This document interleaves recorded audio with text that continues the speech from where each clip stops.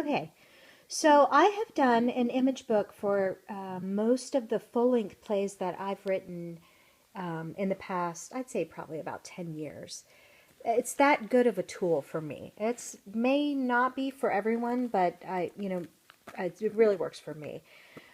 Basically, what you're doing is you are gathering detritus from the world early in the development of your play.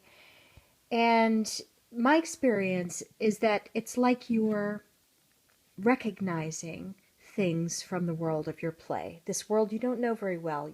You might see, like for this here, for some reason, this texture of onion skin.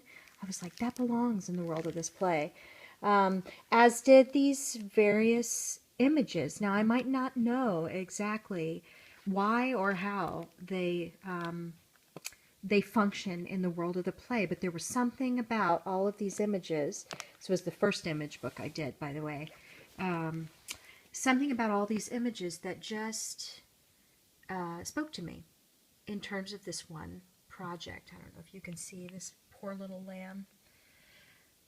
This was a project about, all I knew at the time was it was a project about the Hiroshima bomb, and it was about what happens when people don't accept an apology, where all of that guilt goes, and kind of the destructive power of guilt. And that's really all I knew then, but I also knew that it was going to feel to an audience. I wanted it to feel like they had little windows into the writer's, real life, or into events of the moment that were real. So, of course, that makes sense that you would start to see in the image book some personal effects. So, also take a look at the pairings.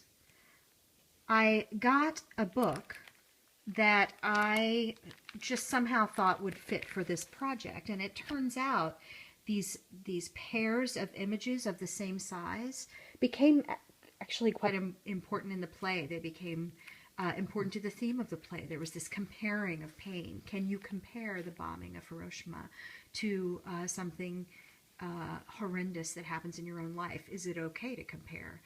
These themes, I think, developed in part because of the way the images laid out and what they showed me about what this play wanted to be, if that makes sense. And they're all sort of the same size. The scenes in this play were very well ordered until chaos sort of came to the world of the play, and then they all broke down. You could see that orderliness in the book itself, and also history.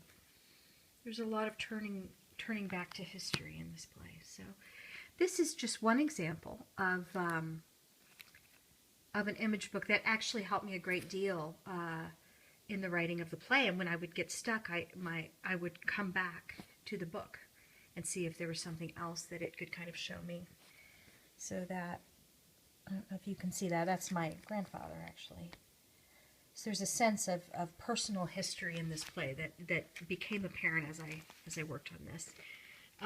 This was an object I placed in here because of the way it smelled. It just smelled burnt and kind of spicy. And I felt that belonged in the play. I'm going to show you the end of this book. So something that started happening at the end was I started getting really interested in, this was obviously a photo album, but if you only put images on one side and they are two-sided images, you end up with this kind of bleed through that I got kind of interested in. And in the play itself, I ended up with some set design that was really influenced by that sort of sense of bleed through of history, or bleed through of sound, hearing sounds without being able to really see what was going on, this sort of thing. So just very quickly, this was for my play about Hiroshima. This was for a commission I had that was about reality TV